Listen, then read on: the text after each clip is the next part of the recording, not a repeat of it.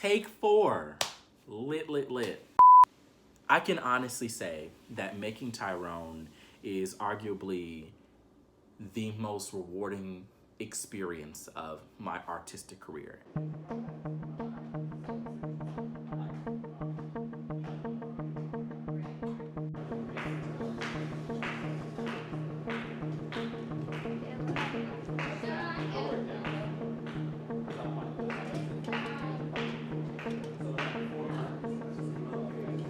That's actually, oh, or maybe not.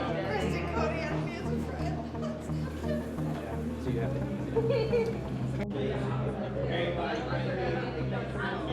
Oh wait, no, you should be here.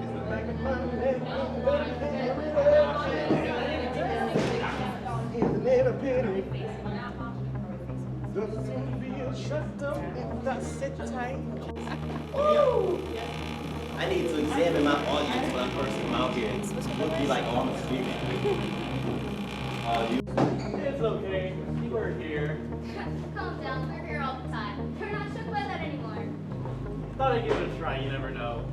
I've had the opportunity to do a lot of things in my young adult life as a creative. I've, been on a lot of stages. I've toured, and this was all before I even got to college. But I say Tyrone is, I would say, the most rewarding experience thus far because, one, it was the first musical I ever wrote, or at least full musical. 2, it was the first time that my work was produced and in such a big way.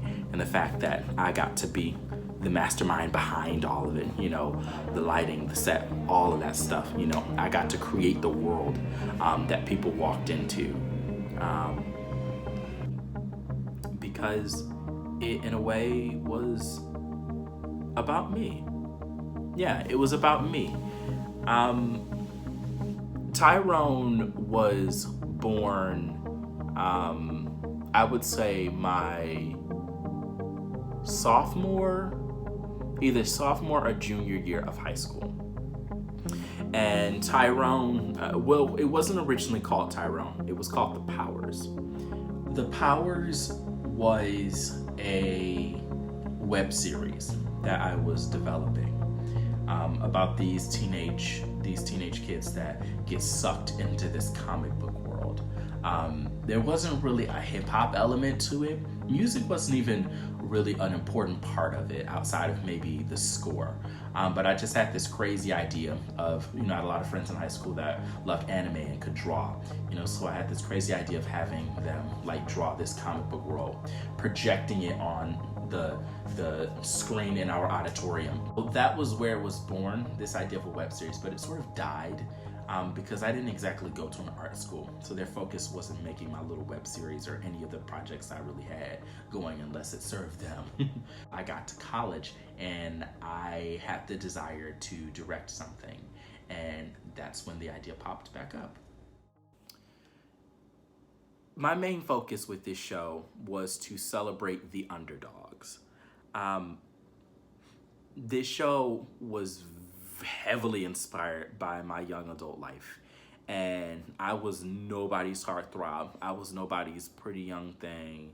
I wanted to be that. I've been talking to my therapist recently. I gave a name for these dudes. I called them the it guys.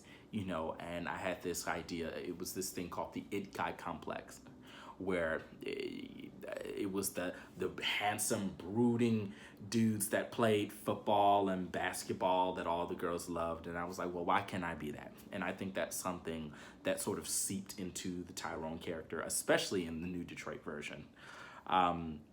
This struggle of wanting to be something greater, trying to create this greater sense of who you are, of who I was. But at the end of the day, I was an underdog. And that was the focus of this show. The focus was to celebrate the underdogs, and elevate them. Where you don't have your Archie Andrews or your Betty Cooper. I wanted to create characters that were people like me, people like my friends, you know, and make them into superheroes. I wanted them to finally have their moment in the spotlight. And that's what inspired Tyrone as a character, what inspired Naomi, the bisexual feminist badass, you know, Todrick, the gay, you know, pink shirt wearing badass. You know, I wanted to see a reflection of myself and my friends. And I wanted to make us superheroes. I wanted to make us the cool kids for once. And that was my big inspiration. And the idea of the cool kid, the fact of what makes a cool kid. I had a meeting with Dr. T, Dr. Annette Thornton, but I call her Dr. T. All the kids at CMU call her Dr. T. And she is a huge reason why this show happened. I remember having a meeting with her and saying, hey, I want to do a show. I want to direct a show before I leave CMU. And she was definitely on board. I gave her a bunch of ideas. She didn't like them. You know, I gave her this idea of this, you know, human concept photography collection inspired live experience. And she was like, it wasn't. And I'm so glad that she was so honest with me. And she eventually became the faculty advisor on the show. But she asked me to talk just about my life, about my childhood, about who I was as a person. And, you know, I talked about growing up with, you know, struggling with maladaptive daydreaming and anxiety. And, you know, I started talking about, you know, as I was writing this, you know, this show that was sort of inspired by my struggles. And she looked at me and she's like, this is the show you need to direct. This is the story you need to tell. And I looked at her like she was insane. I was like, Dr. T, I would love to make Tyrone into a show, but I've got like, this was like, I think January, like this was second semester my senior year. I'm like, I graduate in like literally a couple of weeks. Can I, well, not a couple of weeks, like a couple of months. Like, do you think I can do this? And she believed in me. And that meant so much to me. But I will never forget that meeting, because that meeting was the whole reason that this show happened. And that was a big moment, because that was the moment when I was like, oh shit, we're doing this. Ooh, we had a difficulty finding people to do this show. Tyrone was so difficult. I literally had to go to Elijah and be like, help me, please. Because there was a certain criteria. I was looking for a certain type of person to play this role. And he was like, perfect. I was like, please do this. Please do this. We had a good number of people show up to the auditions. But we had people that came to the first rehearsal and saw that it wasn't a university theater production. It was like, oh, I thought this was oh, you're rehearsing in the res halls. We're just gonna go. We're not gonna come back. I had people that auditioned for the show, made it in, and then dipped out of my show, didn't say anything, and went into someone else's show. Like, it was so much it was so much foolery to the 10th degree, to the 100th degree, making this show.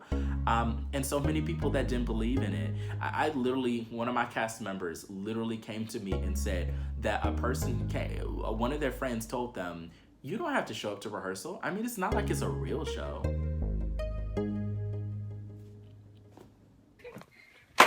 One, two, 1, 2, 3, 4. You feel like you're falling down, and the sun seems to just not come. Don't stop, don't quit. Don't stop, don't quit. When the darkness is caving in, and you feel like you just can't win, look to the stars and see it. The sky's the limit. My initial inspirations for Tyrone were, well, there were a lot of inspirations. One of the big ones was Hamilton. This was at a point when Hamilton was having its moment. And, you know, I was like, at first, I hated Hamilton. I thought I was like, Lynn, I like In the Heights, but I don't know, bruh. It wasn't until, and I had listened to it. The idea I wasn't a big fan of until my friend Jackie and my friend Zach were like, you need to listen to this. And it just changed my life. And I listened to it, and I am a Hamilton stan. There's a Hamilton poster right there on my wall, signed. Like, Hamilton. It's freaking Hamilton. I was stupid. I was goofy in the brain. I don't know what I was talking about. But Hamilton was a huge inspiration. Chance the Rapper was a big inspiration. One of the things that I noticed in the writing process was that every character had their own rapper that inspired the way that their raps were written. So Chance the Rapper inspired Tyrone, at least his songs. Kanye West inspired Anarchy, specifically Knockers as a song. I wanted to feel very aggressive. Kendrick Lamar was a huge inspiration. Kirk Franklin was a huge inspiration. Like when you listen to songs like Dreamer, I actually told the cast at one of the rehearsals, you know, the sound for Dreamer, I want you to go home and just listen to Kirk Franklin. And they came back like, oh, we love Kirk Franklin, you know. So it was hip hop, gospel, and that sort of in the Heights, you know, Hamilton, you know, sort of hip-hoppy musical theater was a huge inspiration in the writing process of this show. A lot of people don't know that these songs were actually, a lot of the songs of Tyrone were written for previous projects, things that had nothing to do with the show, before I even thought about doing this show. And it was really interesting seeing this show come to life because it almost felt as if it was my entire college experience, all this music that I had written, sort of being put into this really exciting story. The funny thing is, in using music from other projects, a lot of the emotions from those other projects now come in to the project you're working on, Tyrone. A lot of people don't know Levitating was written in like maybe 2 hours. I remember I was in the lobby of Thorpe Hall just pacing back and forth with my headphones on, listening to the instrumental, saying hi to my residents, and just writing. That's how a lot of the show is written. I just close my eyes and fall back, eyes closed. Where I go, nobody knows. I trance out as I glance out on the blue sky. I'm so high. I don't need the drugs when I'm trancing out. I just close my eyes and I'm glancing out on the blue sky full of dreams and clouds. Nothing's unexciting when I say it's time. Listen to the wind as I'm gliding through. Focus on the sky that is stretching blue. When I'm full of fear, I just fly away. Close my eyes, take a breath and levitate. Levitate. Levitate. Levitate. Levitate. Levitate. And songs like Knockers is actually really interesting. And it's funny that I get to tell this story now. Knockers was born as a diss track. So funny story, I think it was junior year, I was in the running to be a homecoming ambassador. And I made it to like the top 10, I think it was. And there was a person on our staff that was not a huge fan of mine. We had a huge falling out. And rumor got to me that he was going around, you know, telling people that I didn't deserve homecoming ambassador. And it's all this dumb shit. And I was so angry. I was so mad, and I was like, I gotta get these emotions out. And how does an artist get their angry emotions out? They write about it. They make art. So I made this just heavy diss track, you know, about like, you can never be on my level. You wish you were on my level. Boy, you know, you about to get bee-boo bopped. I don't know. So yeah, funny story. Knockers is a diss track written by somebody who, I won't say who, but if you're watching this, you know who it's about. That was my way of getting those emotions out. We're somewhat cool now, but you know, that's where it came from. And it evolved into, you know, Anthony's, or I guess Anarchy's diss track, diss track about Tyrone. So yeah, that's where Knockers came from.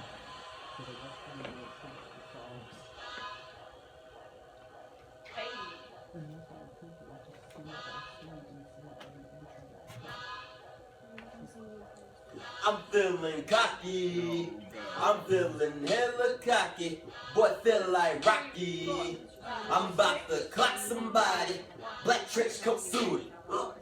With Timberlands I'm rocking. I'm grown and sexy. No boy, you cannot stop me. I'm with my knockers. I'm with my team of knockers. We pull up proper. We hood, but also proper. We spit game real good. Our bars are hella nasty. Y'all haters bitter. Cause you know you can't stop me. I'm with my knockers. I'm with my team of knockers. We rule the summer. We taking over summer. I'm with my knockers. I'm with my team of knockers. We making hits. We gon' take out them powers. 1, 2, 3, 4, 5, 6, 7, 8. 1, 2, 3, 4, 5, 6, 7, hit. I'm here to tell you, boy, roll them ain't easy. I'm here to tell you, boy, roll them ain't easy. Some of y'all are jigging and driving down Main. When we finish with you gonna look sleazy. I ain't rocking no prep boy costume. I ain't trying to be good just to feel cool. I don't need no happy fake friends. My team acting so bad and it feels so good. I'm with my knockers. I'm with my team of knockers. We rule the summer. We taking over summer. I'm with my knockers. I'm with my team of knockers. We making hits. We gon' take out them powers. You said you hate me. What? One day you gon' obey me. You say I'm lonely. Well, clearly you don't know me. My team is rolling. Thousands on thousands, listen. While y'all get gritty, I'll be murking you bitches. 1, 2, 3, 4, 5, 6, 7, 8. 1, 2, 3, 4, 5, 6, 7, 8. You ain't never seen a boy like me. You ain't never seen a boy like me. You ain't never seen a boy so brown, so fresh, make the girls and they mama go crazy. I'm making hits on my own spare time. Don't give a shit about you fools full time. Paying dust to you haters, that's fine. You don't wanna know me when I'm in my prime. I am a knocker. You're listening to a knocker. Bet you didn't think I would pop off like this, did ya? I am anarchy. 18 years in the making. We are the knockers. Oh yes, you cannot stop us.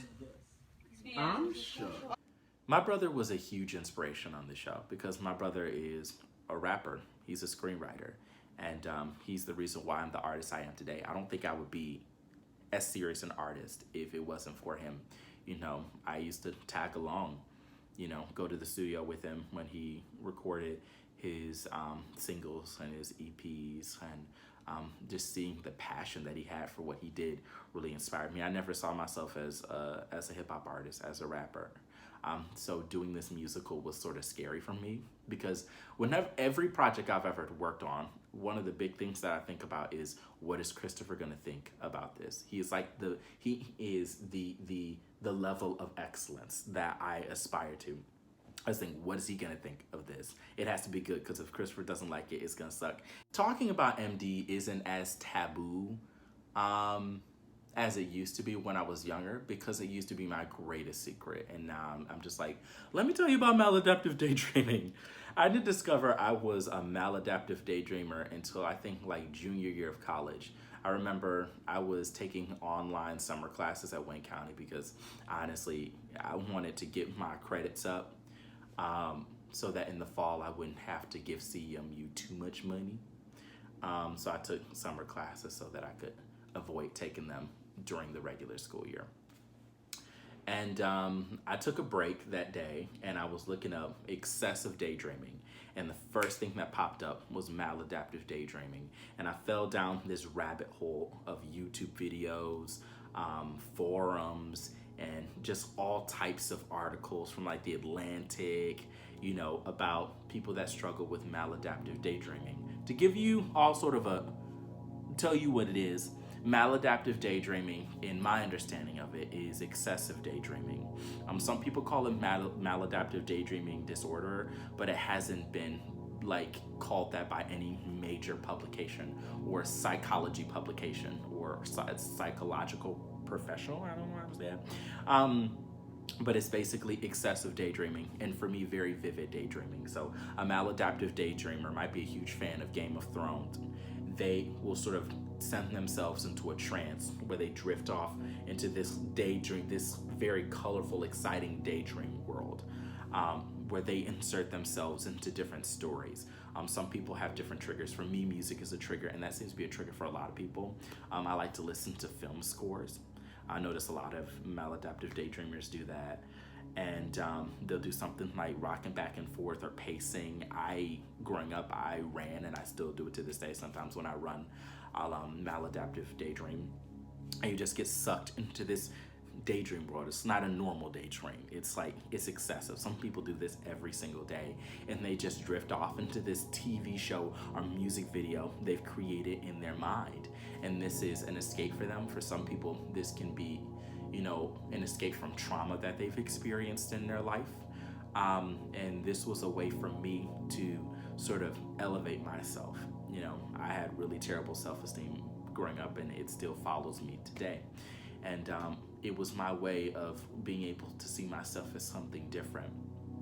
I would imagine myself, on, stage somewhere, and I would put all the it guys and popular kids, and all the boys, girls, everybody in the audience looking at me, and I would just be up there just High School Musicaling it up, just doing all time, just being this amazing famous person. And that was my way of boosting my self-esteem, because I felt so shitty. Oh, I forgot to mention, I'm an MD, maladaptive daydreamer.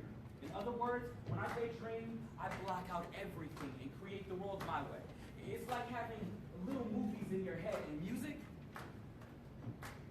is the trigger.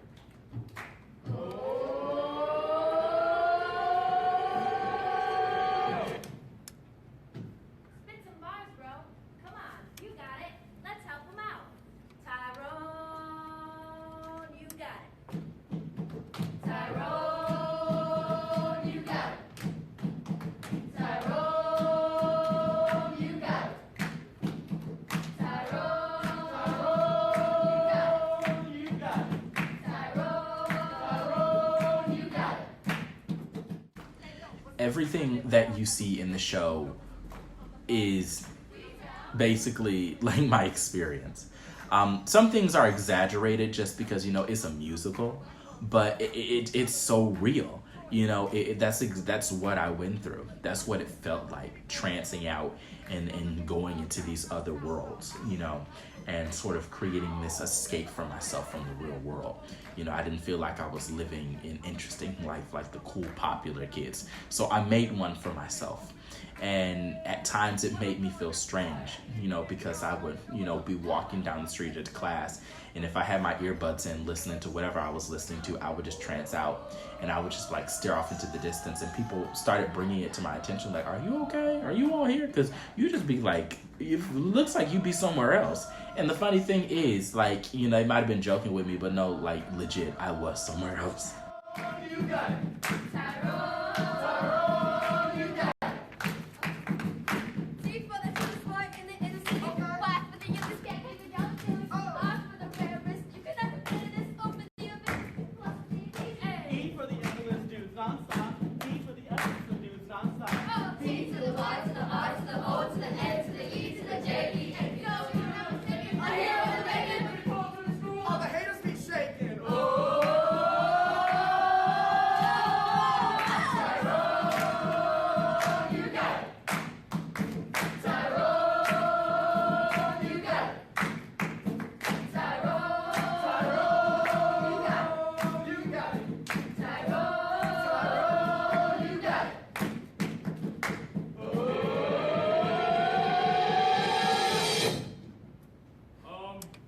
Mr. Jenkins? Oh, God. Tyrone! Welcome back. I'm sorry, I was just. Daydreaming? We'll talk. Ooh, yeah, that's right. Okay. Let's talk later. You're not in trouble. All right, class, that's all for today. Let's pick up on chapter 2 next week. Remember to bring in your original poems tomorrow. I'm excited to hear your work.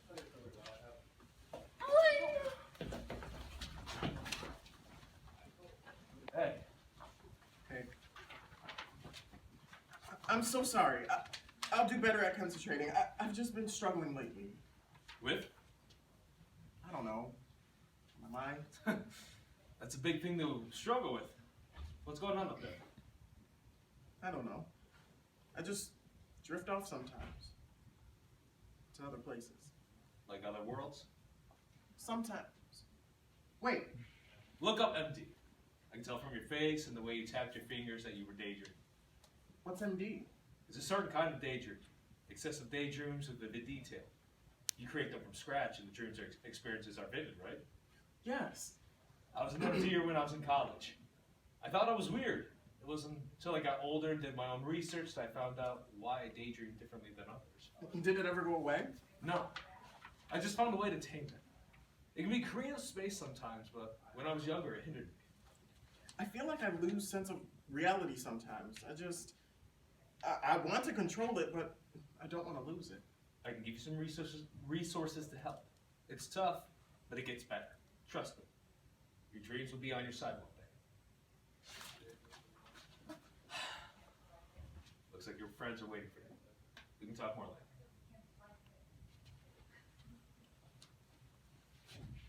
Thank you. I felt like I was like, I'm ugly, you know, people don't really like me like that. I can't get a girlfriend. I'm trash. So that was my way, you know, that was my mindset then. And that was my way of being able to kind of somewhat help myself feel better. So I made that discovery junior year and everything just made sense. And I joined like this Facebook group of amazing people just being so vulnerable and talking about their experiences with it, and that opened a door for me. And I think that was the moment that the idea of Tyrone becoming a thing was important. One, because I felt like I wasn't alone anymore. I thought this was just some strange thing that I did as a kid and still follow me into adulthood, but it wasn't a strange thing. It's something that a lot of people did. And it was that moment that I was like, you know, maladaptive daydreaming has been a huge part of my inspiration as a creator. You know, a lot of my films, musicals and stories, songs, a big bulk of my work as an artist was born from my maladaptive daydreams. So I was like, why don't I tell a story about a maladaptive daydreamer? You know, like, why don't I bring it, in what way could I do it? And then a light bulb went off and it was like, a musical. Levitate, levitate, levitate, levitate. When the shit gets bad and my world is shaking, I just close my eyes and I'm Levitate, fall back, eyes closed. There I go. Nobody knows. I trance out as I glance out on the blue sky. I'm so high. I don't need the drugs when I'm trancing out. I just close my eyes and I'm glancing out on the blue sky full of dreams and clouds. Nothing's gonna stop me, not a single sound. Listen to the wind as I'm gliding through. Focus on the sky that is rich and blue. When I'm full of fear, I can slide away. Close my eyes, take a breath and levitate, levitate, levitate, levitate, levitate, levitate. levitate, levitate. When the shit gets bad and my world is shaking, I just close my eyes and I Levitate, fall back, eyes closed. Where I go, nobody knows. I trance out as I glance out on the blue sky. I'm so high, nothing's gonna bring me down. When I'm daydreaming, I cannot be found. Music is the weapon that is over my mind. Pulling on the trigger till the notes collide. Clashing on the harmonies, blind and pretty. Clashing across the chords, counting very with it. Ain't nobody fighting me, I'm fighting the urge to let my reality and fantasy merge. Levitate, levitate, levitate, levitate, levitate. levitate, levitate. When the shit gets bad and my world is shaking, I just close my eyes and I'm Levitate, fall back, eyes closed. Where Nobody knows. I trance out as I glance out on a blue sky. I'm so high.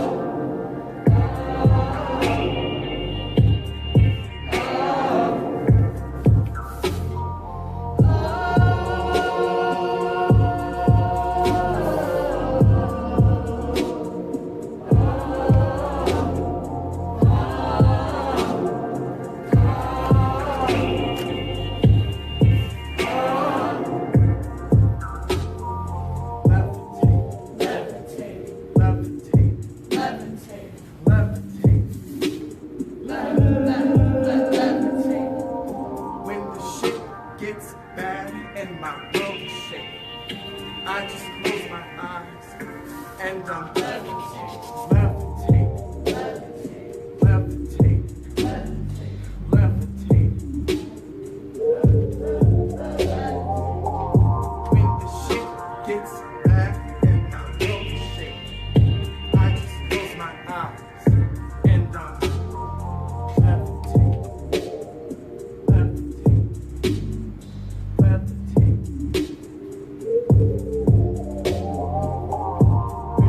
shit gets bad and my world is shaking, I just close my eyes and I'm levitate.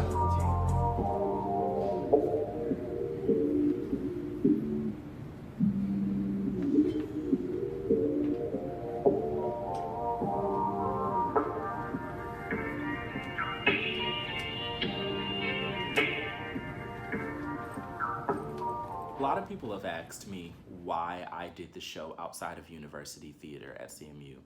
A lot of actors, a lot of people within the university theater program were part of it, but it wasn't a university theater studio show. And that was because I wanted to give myself 100% freedom with the show. Not that I felt like UT was going to give me crazy restrictions, but I wanted to feel as if like 100% I could do anything, any type of crazy thing I wanted to do. And also, I was so thankful that Res Life came in, because Res Life was, I guess, more a part of my life than the university theater world, because I sort of came into the university theater world later in my college experience. And Res Life was so much a part of my experience in doing programs that I thought to myself, it might be interesting to do this as almost like a very big program and get residents involved. My whole thing was I wanted to make the show more accessible to, you know, the Res Life community. And I wanted to reach out to people who maybe hadn't done theater in a long time and needed that push. We had such a hodgepodge, a smorgasbord of people in our cast. We had people who had done theater for years. There were people in the show who had done theater for the first time in their life, who acted for the first time in their life. And a lot of them, I've seen them, you know, doing shows and doing all types of cool stuff. And, you know, it was really cool to see that this was, you know, this was the thing that pushed them. There were so many people that told me after the show was over, like, thank you so much. Like, I've always wanted to do this, but you gave me the opportunity to finally do it. And this was what I needed, you know, to finally go out there and pursue that dream. And that meant so much to me to have created that platform, to create that space for them. So that's a big reason why I did it, because if I had done it through CMU's University Theater, it would have been great, but I think it would have been a lot different. And I don't think, because I brought the show to these kids, well, I don't want to say kids, to these young people, the fact that I brought the show to them, I think it made the experience way different. And that's the big reason why I did it that way. And I'm proud of the fact that I did it that way. I'm proud of my cast, my team, everybody that worked on the show, and I wouldn't have had it any other way.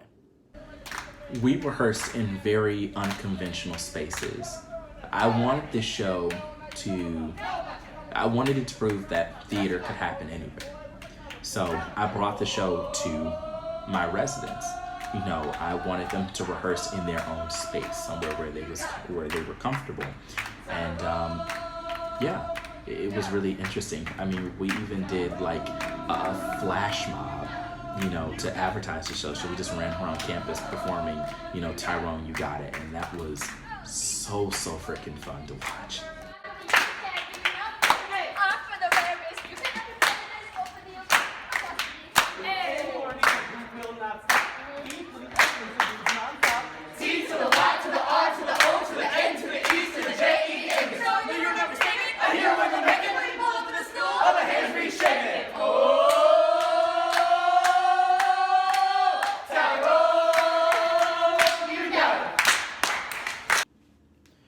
It's so crazy looking back and realizing the fact that we built the set the day of the show. Like, we woke up early in the morning. The call time was crazy early. You know, we were on some like Todrick Hall type stuff. Like, we did 2 shows in one day. Like, it was insane. Like, there were so many things that could have been against us, but we made it happen. And that was the crazy part. Now, we had mistakes. There were moments that weren't perfect, but the fact that we did it, and the fact that I look back at the show now and I'm like, that was crazy and amazing for what we did in the time that we had. Like, I don't think many people could have done that, but the team that I had, we did it. So, because we're cool. Yeah. Honestly, Tamia was a godsend. I don't think I would have made it through Tech Week, let alone the 12 hours that we had to work on that show the day of. Like, I am so thankful for her stepping up to assistant director, because I honestly would have went crazy without her. I felt like a madman because I was the lighting designer, the sound designer, the set designer, the director. I starred in the show, the book writer, partially worked on the music, and Dr. T literally had to like pull me aside and be like, Darius, you cannot do all of this by yourself. You have to get people. Like, I was willing to not be in the show and run lights and sound. She's like, you can't do that. You've got to find people to do it. You've got to pull back. You can't be in control of everything. And it meant so much to me for her to say that, because I felt like I was literally gonna explode. Right here. Okay, so just have that queued up. So this will have 2 tabs, right? Yeah. Just make sure, yeah. It will be there. Okay. Just make sure that transition is quicker. Yeah. So make sure everything is where it needs to be. Yep. All right. She's just gonna put everything on the floor because my room's a mess. So. Okay. Okay. Let's take it from. We can skip all of the school stuff because I feel confident in you all on that. Oh, Jesus. Can we take it from the top of... Can we take it from the top of Dreamer? Is it an immediate question, like live or die? Yeah. We don't know when our chairs go on. Like it's another part where we're in the hallway. Christian killed it on this choreo. I asked her last minute, hey, I need someone to do choreo for this. Can you please do this? And she, graciously, agreed to do it. And she was amazing. And I thank God for Christian doing this. If it wasn't for her choreo, I don't know where this show would be. She did an amazing job.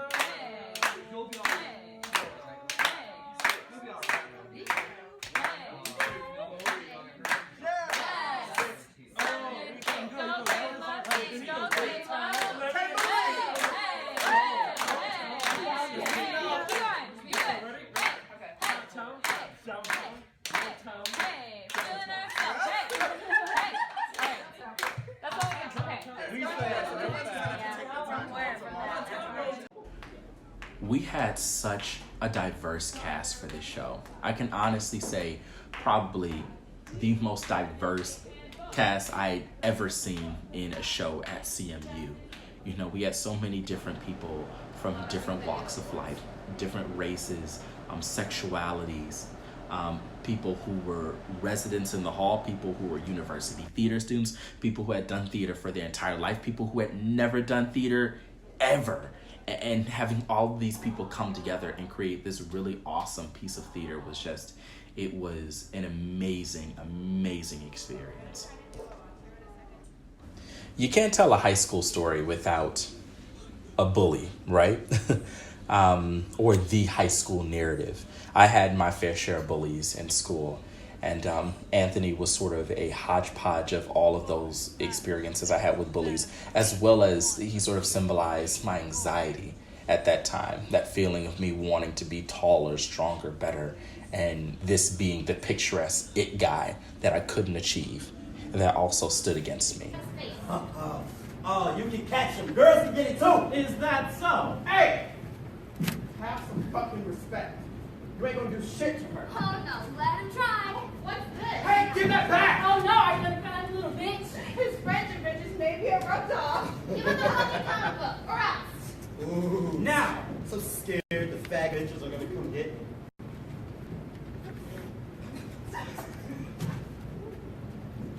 Childish.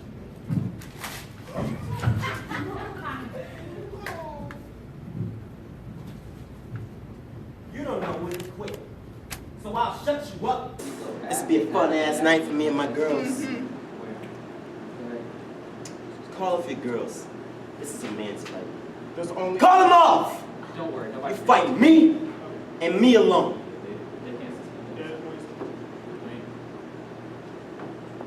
That's fine. I really hope they're not paying you. Okay. I was so thankful to Tori. I needed an artist to draw something. I went to her because I knew she was an art major, and I was like, can you please draw some comic book, make a comic book world, and please help me? And she was so gracious, and I was so thankful to her for creating the comic book world for Tyrone, for creating Rodham City. So she did an amazing job. This show has lived, breathed, and bled Detroit from the very beginning. We don't use the tagline Detroit Hip Hop Musical just to add Detroit's name on it for relevance. It is so much a part of this show. You see it in the way that Tyrone talks about the city, the way he imagines the city when he goes into Rodham. It's like Gotham to him. And I saw Detroit as a Gotham City for me, you know, growing up as a kid. So it makes sense for it to come to life. I've always told people that Tyrone is my love letter to the city of Detroit.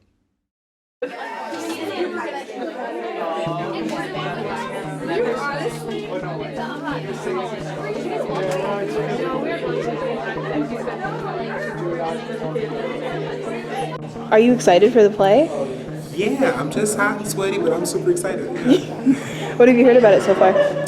I've heard, well, my friend is actually in charge of all of this, and I know that one of my closest friends is one of the leads, so super pumped to just like get in there and see what's about to happen. I'm just excited. No. Cool, thanks so much. No problem.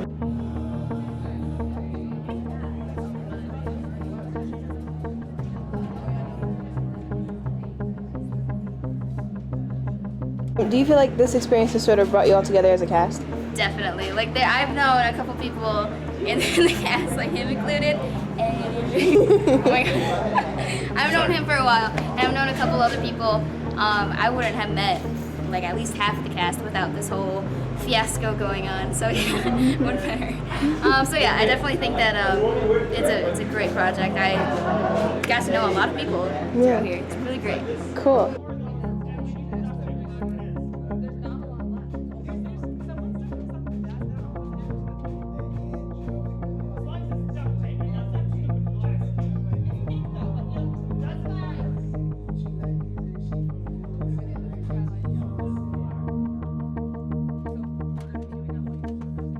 We're ready. We're excited. What do you think the audience is gonna get from it? I think they're really gonna like the music. Darius is really talented and wrote most of the pieces, or at least part of some of the pieces. So I think they're gonna be in store for a really fun dancing musical that does have some really serious topics in it, and I think it really works bringing in awareness to those kinds of things. Cool. Thanks so much. No problem. I would hope that the audience would kind of get a look of how it is to grow up in inner city Detroit with certain dreams or aspirations and with certain mental disorders. I think it'll be a good way for people to see like how it really is, rather than, you know, people just always telling you how it is growing up in Detroit without actually being there. Yeah. What's your name? Kara, Riley. Cool. Nice to meet you. Are you excited for the play? I am. I'm really excited. I heard Darius talk about it since January, so I'm really excited to see what he came up with, and I think it's gonna be great. What have you heard about it?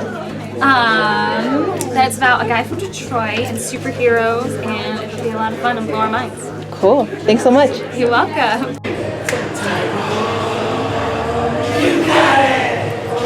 I am so blessed to have had an amazing team of people behind this project. And I thank God for people believing in me. You know, I thank God for all of the amazing cast members, you know, all of the advisors, you know, Stephanie and Dr. T and people like Jared that believed in me, you know, people like a boss that I was in a boss's office, you know, I was so excited to tell him, because like when he told me, when you do a show, tell me, and I was so excited to run in there and tell him that. And just all of the people, you know, I can't name everybody because I literally have to have a list in front of me, but everybody that worked on the show, all of my residents that, you know, hopped in last minute and ran lights and sound and, you know, made this show come to life. It was an amazing experience for me, and it showed me that I can do this. I can do this. And it also showed me that there's amazing, talented people around me, that they need a voice and they need an opportunity. I was so happy that I got to open that door and create that opportunity for them to use their voice, to use, you know, their talent, you know, to use the gift that God gave them. And I'm so thankful that they were a part of it and allowed me to bring my gift to life. So shout out to everybody that made the show happen. And yeah, making Tyrone has changed my life, and I can't wait for the story to continue. Because CMU was by far not the end. We got a lot coming, and it's gonna be lit. It's gonna be lit.